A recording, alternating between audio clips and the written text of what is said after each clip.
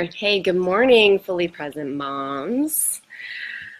Usually I post what I'm going to be talking about on Wednesday mornings, but I didn't this week, so it's a bit of a surprise.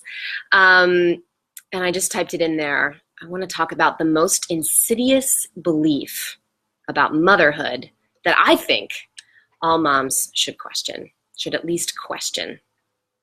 Hey there, if you're joining me, just say hello in the comments, please. Or if you're watching the recording, say, hey, what's up? I'll come back and respond later after it's posted. So let me just start by asking you a question, right? As a mom, do you feel like you are sacrificing a lot? Do you feel like you sacrifice your time, your preferences, how you would like to be spending your time or what you would like to be spending your energy on? Do you feel like you that you sacrifice your own needs, your own health, your own well-being so that you can do things for your kids or make things happen for your family? How much do you feel like you sacrifice as a mom? And I think that this is a belief that's out there, is that a good mom sacrifices. It's like a standard line from Hallmark when Mother's Day comes around is, thanks for all the sacrifices that you make for the family. And this is lauded and celebrated, that a good mom puts herself last, right? Puts herself last. And I think this is a belief worth questioning, because here's the thing. There are times when it's absolutely appropriate to put yourself last.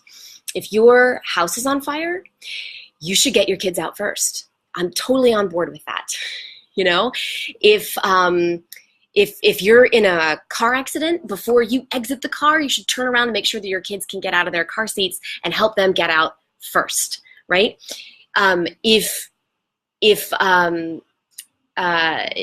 What these situations have in common, though, is that they are emergencies. They are real emergencies where survival is really at risk.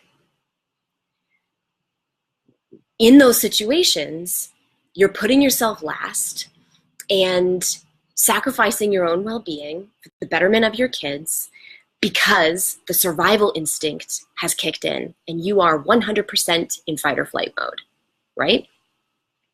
So what happens on a daily basis if you're putting yourself last, to the point where, I'm not just talking about your preferences, but to the point where your well-being is sacrificed. You're not eating properly, you're not getting exercise, you're not drinking enough water, you're not sleeping enough over a very long period of time. I know it's a different situation when there's a newborn, an infant involved. And I know that well because it took my son a long time, right, to start sleeping. But when we buy into that belief, when we blindly buy into that myth that a good mom sacrifices her own well-being on a daily basis, what we do is we program ourselves to be in that fight or flight state all the time when there's no real emergency, when the only thing at stake is like lateness, or scheduling, or getting a meal on the table at a certain time. These things are not emergencies, and we start to live our lives in emergency mode. And the thing is, the more you live your life in emergency mode, the more you get addicted to it, right? It's kind of like coffee. The more you rely on coffee for your energy, the more you need coffee in order to have energy. And I love coffee, but I don't like being addicted to it. I don't like that feeling of relying on it for my energy. And so what happens is when you need to be in go mode in order to feel productive, in order to feel powerful, in order to feel like you can get things done, when you need to be in like this low level fight or flight, like, we got to make things happen. There's so much going on, in order to make your family run. It's like the whole day is a low level emergency. The whole day is putting out fires, metaphorical fires. And when you live your life in that state, you get depleted real fast because your body is not designed to live in that state. Your nervous system has two modes, right? It's got fight or flight mode, and it's got mode. The nervous system. And you're always in one or the other. There's no middle ground. There's no like purgatory between the two. You're always in one or the other. And most of us, not just moms, but most of us in this culture are habituated to be in that fight or flight state most of the time. And what happens when you're in fight or flight? You burn through a lot more energy. You have all the blood flow moves away from your digestive organs, right? And your viscera, and it goes to your arms and your legs. It goes away from your brain, right? It goes to your arms and your legs so that you can either fight or fly. So, or in the case of a lot of moms, like, get things done, make things happen. And caring for or sacrificing your well-being is akin to, is feeding this tendency to be in emergency mode all the time. So you're not taking care of yourself because you're prioritizing your needs last. And B, by being in that state, by encouraging yourself to be in that state and not consciously choosing to exit it, you're depleting yourself even faster. So if you're putting yourself last and you're already feeling burnt out, it's just going to get worse. It's just going to get worse. But that's not even the biggest reason why I think it's important. I think it's a big reason why it's important to question this belief that a good mom sacrifices herself and puts herself last. But an even better reason is to question the reason why we do it, right? We subscribe to that belief because we love our kids. We subscribe to that belief because we desperately want to be the best possible mother for them. Because we do prioritize their, this is an ancient embedded thing. I want better for my kids than I have for myself. I want more for them than I have for me. So on that level, it makes sense. Well, of course I'm going to prioritize their needs over mine. But if what you want your kids to have more of is happiness and peace, confidence and well-being and consciousness and focus and attention, if you want them to have more of that than you do, how are you going to show them how to do that? How are you going to give that to them if you haven't figured out how to give it to yourself?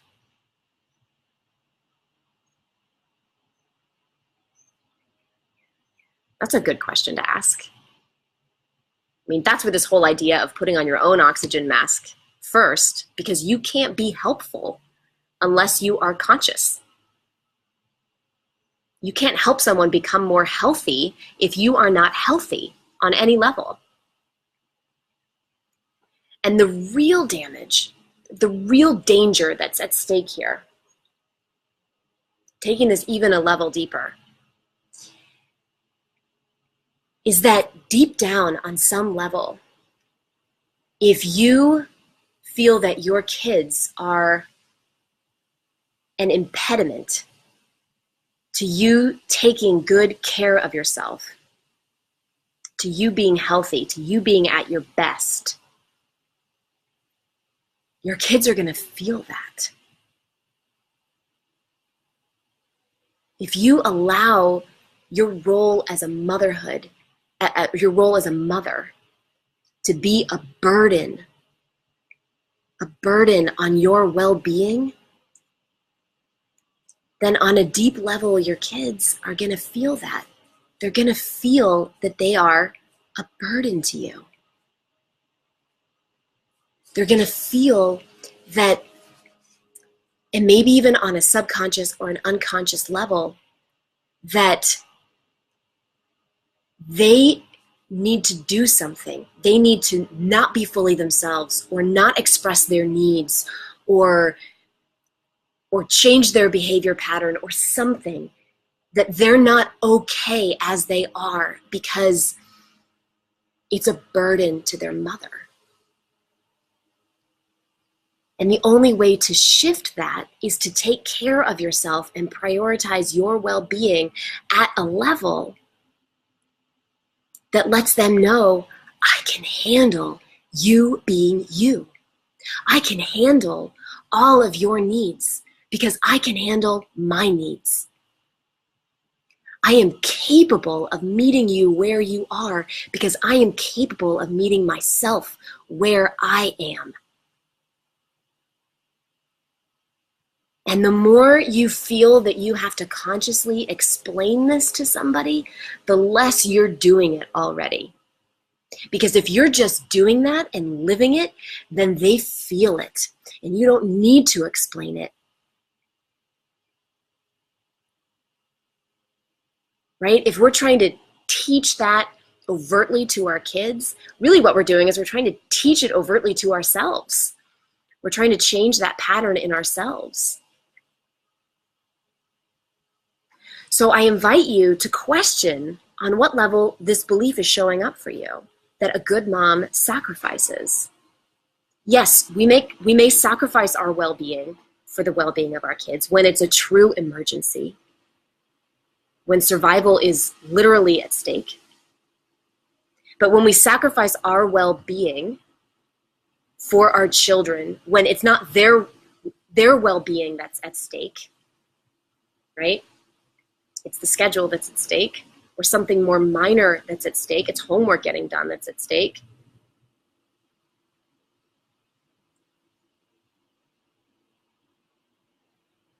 Then we get depleted, deeply depleted.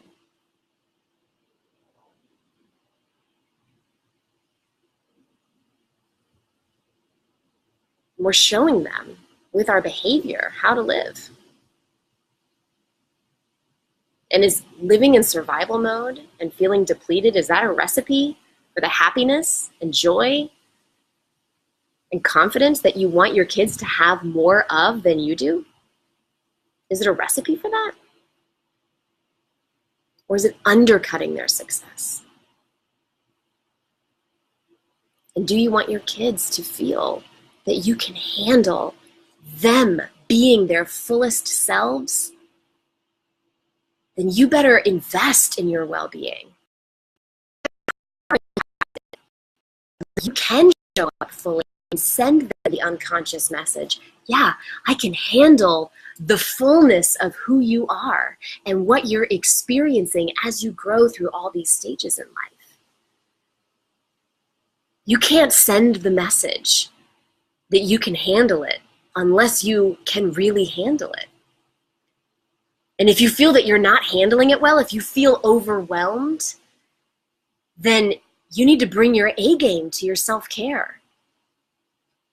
And I'm not talking about self-care like a vacation, like an escape or a numbing out, like a spa day. I'm talking about self-care on the level of increasing your ability, your field of experience, so that if you're here and something overwhelming comes up, right? Let's say you have a child who's something about their behavior or this stage of their growth is particularly triggering to you, right? And you're here and it just takes up that whole field. And so it feels overwhelming to you. But if your self-care is about taking your field from here to here, trying to get this in frame, from here to here, well, now that same size of trigger shows up and it's not so overwhelming. And you haven't done anything to the trigger, but you've adjusted yourself. You've expanded your ability, your field. And you can only do that if you're consciously leaving that fight or flight mode that we get so accustomed to living in, even addicted to living in. And we start to believe these beliefs of like, oh, if I exit that state, if I allow myself to relax and restore myself to more well-being, to more health, then I'm lazy.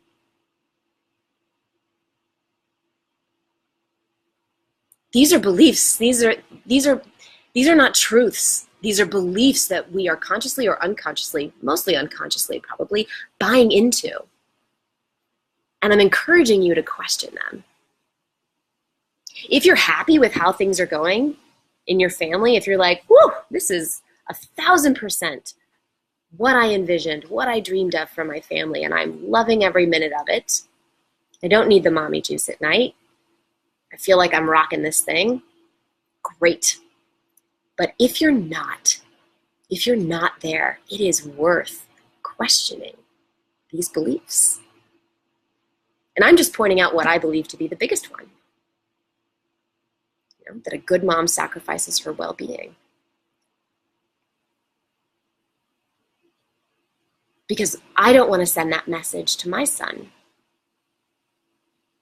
that he's a burden to me living my best life and my ability to show up fully for him, for me, for my husband, for my clients, for the world. What if we got rid of this belief? What if there's a way to show up more fully for our kids if we give up this belief? I think that's worth exploring. So if you're curious about what this looks like, you know, if you're curious about what it looks like to begin to not just see these unconscious beliefs, but question them.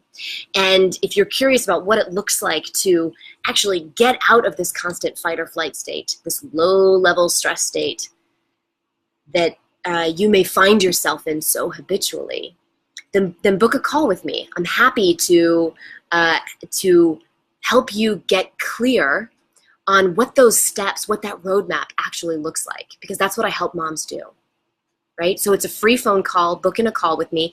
If I can help you do it, I will absolutely tell you about that. And if I can't, if there's something that's a better fit for you, believe me, I will let you know that too.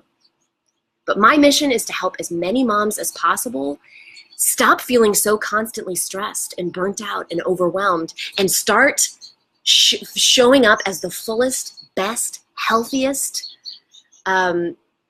version of ourselves, because that is what's going to change the world in a generation.